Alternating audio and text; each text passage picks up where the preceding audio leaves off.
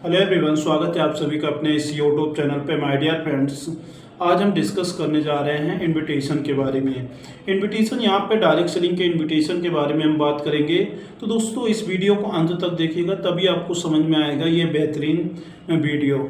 My dear friends, होता क्या है कि इनविटेशन में ज़्यादातर लोग गलती कर देते हैं कि जिस तरह से भी मन करे उस तरह से प्रोस्पेक्टिंग और लोगों को बुलाना स्टार्ट कर देते हैं, किसी को भी बुलाना स्टार्ट कर देते हैं। वह ये नहीं देखते कि हम अनजान को बुला रहे हैं, जान पहचान वालों को पहले बुलाना है। किसको बुलाना ये मैटर उनके लिए नहीं करता, उनके लिए मैटर क्या करता है कि सिर्फ लोगों को बुलाना है। और कहीं ना कहीं जब आप प्रोस्पेक्ट को सेलेक्ट नहीं करते हो कि पहले इनसे बातें करनी है, पहले इनको बुलाना है, तो वहीं पे आपको निराशा ये मिलती कि प्लान तो दिखा देते हैं लेकिन ज्वाइनिंग नहीं हो पाती है।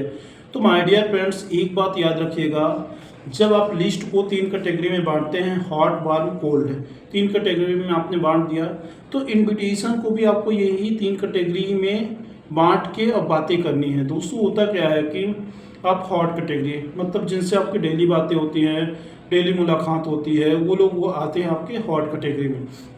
तो आपको जो इनविटेशन का तरीका रखना वो पहले हॉट कैटेगरी से ही शुरुआत करनी है। हॉट कैटेगरी वाले व्यक्ति आपकी बातों को सुनेंगे, समझेंगे, आप पे विश्वास करेंगे, इसलिए शुरुआत आपको वहीं से करनी है और वही लोग आपके बिजनेस को खड़ा करने में आपकी हेल्प करेंगे। तो शुरुआत आपको हॉट कैटेगरी से करनी। जब आप हॉट कैटेगरी से कर लिए, वहाँ पे लोग का प्लस पॉइंट क्या होता है कि आप उनको जानते हैं, वो भी आपको जानते हैं। तो इस तरह में ये होता है कि हाँ यार, सामने वाला ट्रस्ट करता है, तो वो आपके लिए हेल्पफुल होगा। सेकेंडरी ये होता है कि आपको कोल्ड कैटेगरी में नहीं जाना है, आपको जाना किस में है, वार्म कैटेगरी में। आपको वार्म कैटेगरी मतलब जिनको आप भी जानते हैं वो भी आपको जानते हैं, लेकिन कभी कभार आपकी बातें होती हैं दूसरे तीसरे या हफ्ते महीने ऐसा, उसमें से आपके दोस्त भी आते हैं, रिलेटिव भी आते हैं।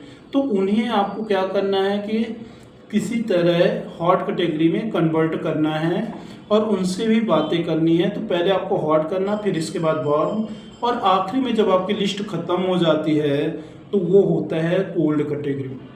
दोस्तों कोल्ड बहुत ही इम्पॉर्टेंट होता है आपको इस बिज़नेस में सफल बनाने के लिए। तो आप कोल्ड कैटेगरी पे भी ध्यान देना है जब आपकी हॉट और वार्म ख़त्म हो गई है। मतलब क्या, अनजान लोग। दोस्तों इनविटेशन में एक चीज़ और ध्यान रखिएगा, आपकी जो ये इनविटेशन का लिस्ट है, लिस्ट आपकी ख़त्म नहीं होनी चाहिए। आप जब हॉट कैटेगरी वालों से बात कर रहे हैं तो आप उधर वार्म वालों को मेंटेन करके रखें और कोल्ड वालों को भी मेंटेन रखने की कोशिश करें। खासतौर पे जब आप वार्म में आ जाते हैं तो आप ये ध्यान रखें कि आपकी हॉट वाली लिस्ट ख़त्म हो गई है तो आप कोल्ड वालों से बातें करते रहें, कोल्ड प्रोस्पेक्टिंग करें। क्योंकि एक समय बाद अगर आप ऐसा करोगे कि आप पहले हॉट को कर लिए, फिर वार्म को कर लिए, फिर कोल्ड, तो कोल्ड वालों को आपको सर्च तो करना पड़ेगा। तो आपके लिए बेहतर क्या होगा कि वहाँ पे आप उस तरह से चीज़ें मेंटेन रखो कि आपकी इधर हॉट वाली चल रही तो वार्म वालों को मेंटेन रखो, वार्म में चल रहा है तो आप कोल्ड वालों को। तो इस तरह से आपके पास कभी भी लिस्ट ख़त्म नहीं होगी। और इस बिज़नेस में क्या होता है कि लिस्ट जिसकी जितनी बड़ी होती है उसका सक्सेस रेशियो भी उतना ज़्यादा होता है। तो दोस्तों ये याद रखिए, हॉट, वार्म, कोल्ड, इन्हीं के आधार पे आप बिज़नेस को आगे बढ़ाइए और इन्हीं के आधार पे आप इनविटेशन करिए।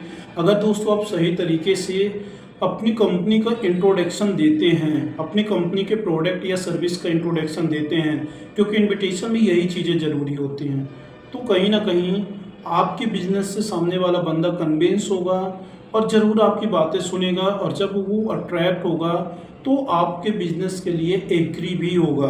तो दोस्तों इस चीज़ को ज़रूर याद रखें।